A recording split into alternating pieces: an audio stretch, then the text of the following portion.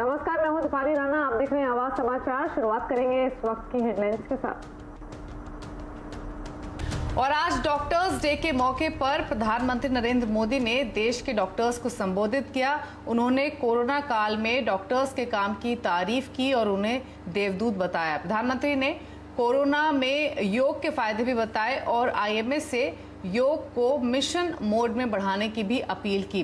दीपाली नंदा हमारे साथ मौजूद है इसी पर और चर्चा करने के लिए। तो आज डॉक्टर्स डे, इस संबंध में पीएम मोदी ने संबोधन भी किया। क्या खास बातें उन्होंने कही और उनका जो इंटरैक्शन आज हुआ डॉक्टर्स के साथ, उसकी की हाइलाइट्स क्या रही? देखिए, डॉक्टर डे के मौके पर अगर प्रधानमंत्री के संबोधन की बात की जाए तो ये बेहद खास रहा, क्योंकि कोरोना काल में जिस तरह से डॉक्टर्स की भूमिका सामने आई है उसको लेकर प्रधानमंत्री ने पूरी मेडिकल फ्रेटर्निटी की हौसला अफजाई की। ईश्वर का दूसरा रूप उन्हें बताया, देवदूत उन्हें बताया और ये भी बताया कि किस तरह से उनकी सरकार ने हेल्थ इंफ्रास्ट्रक्चर पर जो बजट है उसे 2 गुना बढ़ा दिया। प्रधानमंत्री नरेंद्र मोदी ने योग को एक काफी अहम बताते हुए इस बात पर जोर दिया कि जितनी भी मेडिकल फ्रेटर्निटी है, जिन्होंने ये साबित किया है कि किस तरह से अगर हम कोविड पेशेंट्स की बात करें, खास तौर पर जो पोस्ट कोविड सिम्टम्स होते हैं उनसे उभरने में कैसे योग की अहम भूमिका रही है। प्राणायाम, अनुलोम विलोम, इस तरह के जो आसान योग के तरीके हैं जो काफी कारगर साबित हुए हैं। उन्होंने पूरे डॉक्टर्स को कहा है कि वो साइंटिफिक आधार पर योग को आगे लेकर जाए। इंटरनेशनल जर्नल में योग के जितने भी साइंटिफिक आधार हैं उनको छपवाने में मदद करे, ताकि ना सिर्फ देश बल्कि दुनिया में योग को लेकर एक बड़ा संदेश जाए कि किस तरह से भारत ने कोरोना काल में एलोपैथी के साथ साथ योग कैसे कारगर साबित होता है, इसको कारगर कर दिखाया है। तो कुल मिलाकर देखा जाए तो प्रधानमंत्री नरेंद्र मोदी ने ये साफ किया है कि अगर डॉक्टर्स की सुरक्षा की बात की जाए तो पिछले साल ही कानून में बड़े बदलाव किए गए हैं। सभी राज्यों को ये निर्देश दिए गए हैं कि अगर किसी भी तरह की हिंसा डॉक्टर्स के खिलाफ होती है तो सख्त कार्रवाई की जाए। अगर कोई व्यक्ति इस तरह का कदम उठाता है तो कानूनी कार्रवाई की जाए। तो संदेश यही था कि सरकार डॉक्टर्स के साथ है और जिस भी तरह की मदद, चाहे वो आर्थिक तौर पर हो या फिर उनकी सुरक्षा के लिहाज से हो, वो देने में मोदी सरकार सबसे आगे है। और आइए आपको ये भी सुनवाते हैं कि प्रधानमंत्री नरेंद्र मोदी ने योग को लेकर आईएमए से क्या अपील की है। इस कोरोना के काल में योग, प्राणायाम का लोगों के स्वास्थ्य पर किस तरह सकारात्मक प्रभाव पड़ रहा है, पोस्ट कोविड कॉम्प्लिकेशन से निपटने में योग किस तरह मदद कर रहा है, इसके लिए आधुनिक मेडिकल साइंस से जुड़े कई संस्थानों द्वारा एविडेंस बेस्ड स्टडीज कराई जा रही है। क्या आईएमए इसे मिशन मोड में आगे बढ़ा सकती है? योग पर एविडेंस बेस्ड स्टडीज को साइंटिफिक तरीके से आगे ले जा सकती है। और साथ ही ये भी सुनिए कि प्रधानमंत्री मोदी ने डॉक्टर्स की तारीफ में क्या कहा। डॉक्टर्स को ईश्वर का दूसरा रूप कहा जाता है और वैसे ही नहीं कहा जाता। कितने ही लोग ऐसे होंगे जिनका जीवन किसी संकट में पड़ा होगा, किसी बीमारी या दुर्घटना का शिकार हुआ होगा, या फिर कई बार हमें ऐसा लगने लगता है कि क्या हम किसी हमारे अपने को खो देंगे। लेकिन हमारे डॉक्टर्स ऐसे मौकों पर किसी देवदूत की तरह जीवन की दिशा बदल देते हैं, हमें एक नया जीवन दे देते हैं। प्रधानमंत्री मोदी ने डॉक्टर्स को देवदूत तो बताया ही, साथ ही ये भी कहा कि केंद्र सरकार ने डॉक्टर्स की सुरक्षा के लिए कानून में संशोधन भी किए हैं। डॉक्टर्स की सुरक्षा के लिए भी सरकार प्रतिबद्ध है। हमारी सरकार ने डॉक्टर्स के खिलाफ हिंसा को रोकने के लिए पिछले वर्ष ही कानून में कई कड़े प्रावधान किए हैं। इसके साथ ही हम अपने कोविड वॉरियर्स के लिए फ्री इंश्योरेंस कवर स्कीम भी लेकर आए हैं। तो पीएम मोदी ने जो संबोधन किया उसके कुछ महत्वपूर्ण आपने उनकी बातें सुनी, लेकिन अब कोरोना अपडेट की बात करेंगे क्योंकि इधर भी राहत की खबर लगातार आती रही है और लगातार चौथे दिन देश में कोरोना के जो नए मरीज हैं उनका आंकड़ा 50,000 के नीचे है, जबकि जो मृतकों की संख्या है वो 1,000 के ऊपर ही बनी हुई है। वहीं एम्स के डायरेक्टर डॉक्टर रणदीप गुलेरिया ने कहा है कि कोरोना का डेल्टा प्लस वेरिएंट कितना संक्रामक है इसका डेटा मौजूद नहीं है, लेकिन कोरोना से जुड़ी हुई तमाम अपडेट्स के लिए दीपाली नंदा हमारे साथ मौजूद हैं। दीपाली, पहले तो ओवरऑल क्या अपडेट है, आंकड़े किस दिशा में दिख रहे हैं, और दूसरी इंपॉर्टेंट बात, एम्स के डायरेक्टर डॉक्टर रणदीप गुलेरिया का क्या कहना है आगे के लिए? देखिए, लगातार चौथा दिन है जब हमने देखा है कि 50,000 से कम नए मरीज देश भर में मिले हैं। ताजा आंकड़ों के मुताबिक 48,000 से ज्यादा नए केसेस पिछले 24 घंटे में आए हैं। वहीं अगर मृतकों की संख्या की बात करें तो 1,000 से ज्यादा लोगों की जान पिछले 24 घंटे में गई है। रिकवरी रेट में सुधार हो रहा है, 96.97% पर रिकवरी रेट पहुंच गया है। इसी बीच डेल्टा प्लस वेरिएंट को लेकर एम्स निदेशक डॉक्टर रणदीप गुलेरिया का ये कहना है कि डेल्टा प्लस वेरिएंट कितना ज्यादा संक्रामक है, अभी इसको लेकर कोई भी साइंटिफिक आधार या फिर रीजन या डेटा उनके पास मौजूद नहीं है। लेकिन उन्होंने इस बात का जिक्र किया है कि अगर सभी लोग कोविड एप्रोप्रिएट बिहेवियर का पालन करते हैं तो किसी भी तरह के नए वेरिएंट से सुरक्षा हासिल करने में कामयाब होंगे। उन्होंने इस बात पर जोर दिया कि जो तीसरी लहर की आशंका जताई जा रही है उसको रोकने के लिए या फिर उससे लड़ने के लिए मेडिकल इंफ्रास्ट्रक्चर को और भी मजबूत करने की जरूरत है सभी राज्यों में। तो ये है पूरा अपडेट और कोशिशें तो यही है सरकार की, जो तीसरी लहर की बात हो रही है उससे पहले मेडिकल इंफ्रास्ट्रक्चर जो है वो और मजबूत स्थिति में हो। लेकिन चलिए अब आगे बढ़ेंगे और अब बात करेंगे वैक्सीनेशन की। कोरोना से जंग में हमारे खास मुहिम संजीवनी अ शॉट ऑफ लाइफ।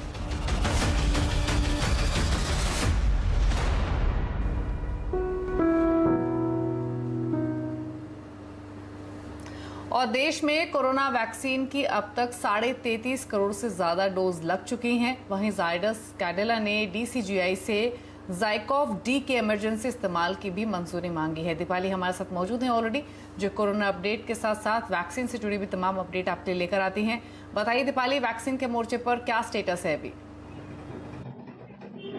देखिए, जब से देश में नई वैक्सीनेशन पॉलिसी को लागू किया गया है, हम देख रहे हैं वैक्सीनेशन की रफ्तार ने तेजी पकड़ ली है। ऑन एन एवरेज 50 से 55 लाख टीका रोजाना लगाया जा रहा है। अगर ओवरऑल नंबर को देखा जाए तो अब तक 33.5 करोड़ से ज्यादा कोरोना डोजेज लगवाई जा चुकी हैं। इसी बीच अब तैयारी तेज हो गई है देश में 5वीं वैक्सीन लाने की। जिस तरह से हम जानते हैं कि कोवैक्सीन, कोविशील्ड, मॉडर्ना और स्पुतनिक वी के बाद अब जायडस कैडिला की ज़ाइकोव डी को जल्द ही drug controller general of India से हरी झंडी मिलने की उम्मीद है। सूत्रों से हमें जानकारी मिल रही है कि कंपनी ने डीसीजीआई को अपना प्रपोजल भेज दिया है कि वो ज़ाइकोव डी को इमरजेंसी इस्तेमाल की मंजूरी दे।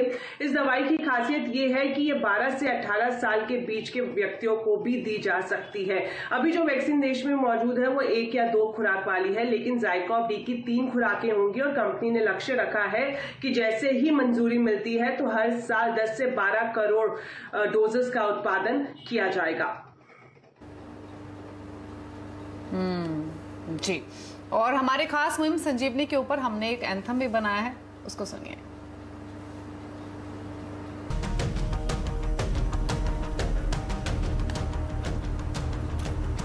और 1 जुलाई यानी आज से आम लोगों पर महंगाई का बोझ बढ़ने वाला है। साथ ही आज से ही बैंक और टैक्स से जुड़े नियमों में भी बदलाव हो रहे हैं, जिससे पहले के बजाय ज्यादा सर्विस चार्ज और टीडीएस चुकाना पड़ेगा।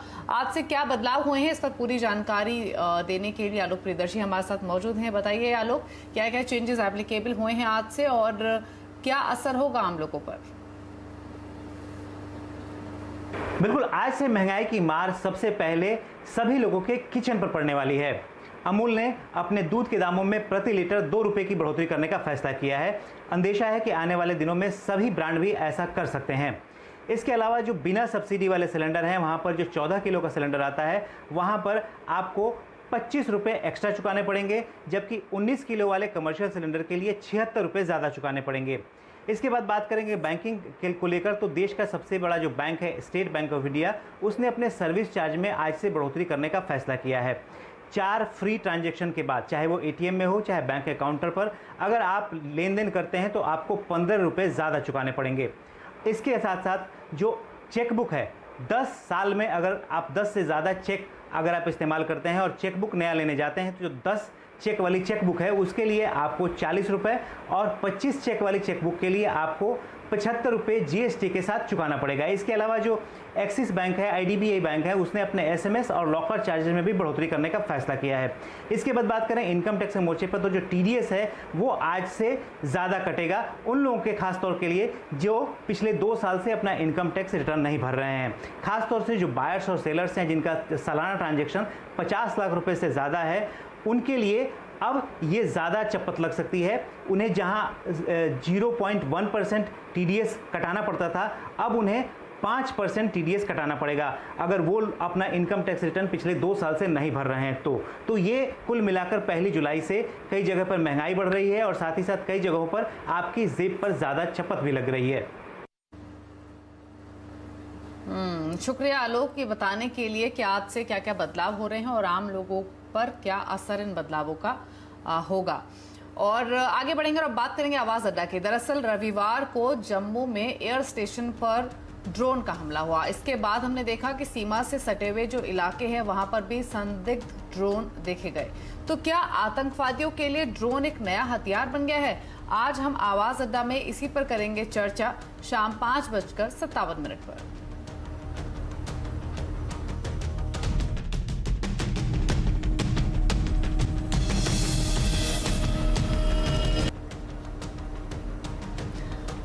आप देख रहे हैं आवाज समाचार और बात करेंगे मार्केट अपडेट की। और आज लगातार चौथा सेशन था जब बाजार दबाव के साथ हुआ है बंद। सेंसेक्स निफ्टी दोनों लाल निशान में क्लोज हुए, 15,700 के नीचे क्लोजिंग हुई है निफ्टी की। हालांकि स्टॉक स्पेसिफिक एक्शन आज भी काफी स्ट्रांग था। आज वीकली ऑप्शंस की एक्सपायरी भी थी तो उसके मद्देनजर भी हमने वॉलेटिलिटी मार्केट में देखी। यतिन हमारे साथ मौजूद हैं और डिटेल्स के साथ। तो यतिन, एक और कंसोलिडेशन, थोड़ी सॉफ्टनेस का दिन, क्या की हाईलाइट्स हैं आज के पूरे सेशन की?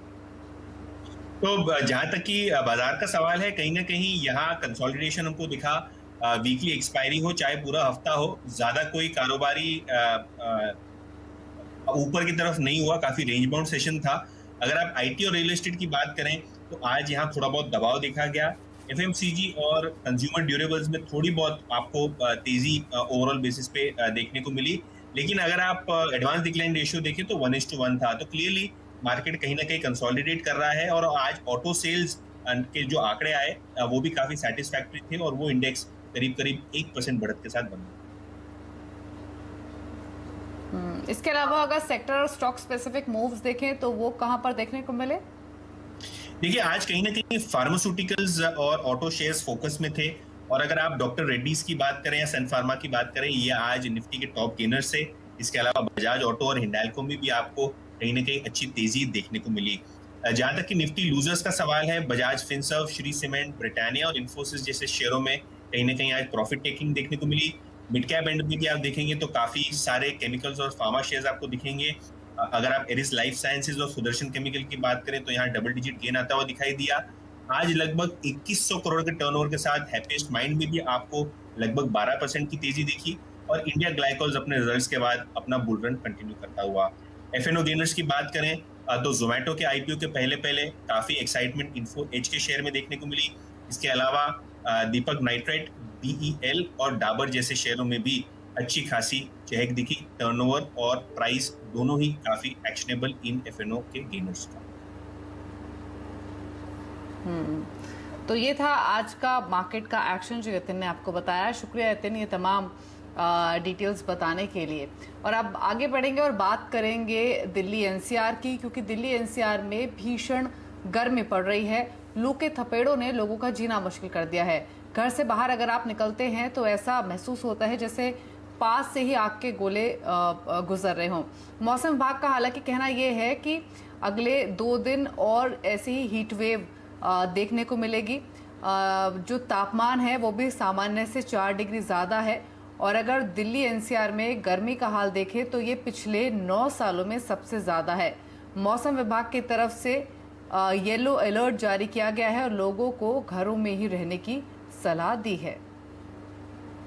तेज धूप और चिलचिलाती गर्मी से फिलहाल दिल्ली वालों को राहत मिलती हुई नजर नहीं आ रही है। इस वक्त हम मौजूद है कनॉट प्लेस में और आज के मौसम की अगर बात की जाए तो मौसम विभाग का कहना है कि आज भी कल की तरह लू चलती रहेगी, यानी कि गर्म हवाओं के थपेड़े जो हैं वो दिल्ली वाले आज भी महसूस करेंगे। इसके अलावा मिनिमम टेम्परेचर की अगर बात की जाए तो आज सुबह का मिनिमम तापमान 31.7 डिग्री सेल्सियस रिकॉर्ड किया गया है, जो कि अपने आप में एक रिकॉर्ड है क्योंकि 9 सालों बाद 1 जुलाई को इस तरीके का तापमान देखने को मिला है। इसके साथ ही अगर कल के तापमान की बात की जाए तो कल का जो मैक्सिमम टेम्परेचर था वो 43.5 डिग्री सेल्सियस था, जो कि इस सीजन का सबसे गर्म दिन था। ऐसे में मौसम विभाग का कहना है कि कोई राहत मिलती हुई नजर नहीं आ रही है, लेकिन कल परसों में हल्की बारिश हो सकती है। आइसोलेटेड जगहों में ये बारिश हो सकती है, जिसकी वजह से अस्थायी तौर पर यानी कि टेम्परेरी तौर पर राहत मिल सकती है, लेकिन फिलहाल मॉनसून दिल्ली के लिए दूर है। तो मॉनसून दिल्ली के लिए दूर है, गर्मी के थपेड़े पड़ रहे हैं, तो घर में ही रहिए, कोशिश कीजिए ज़रूरत पड़ने पर ही बाहर निकले क्योंकि गर्मी का हाल बेहाल है। चलिए इसी के साथ आवाज़ समाचार में भी इतना ही। खबरों पर लगातार अपडेट के लिए सिंबीसी आवाज़ से एसोसिएटेड रहिए, यूट्यूब, ट्विटर, फेसबुक के जरिए। नमस्कार।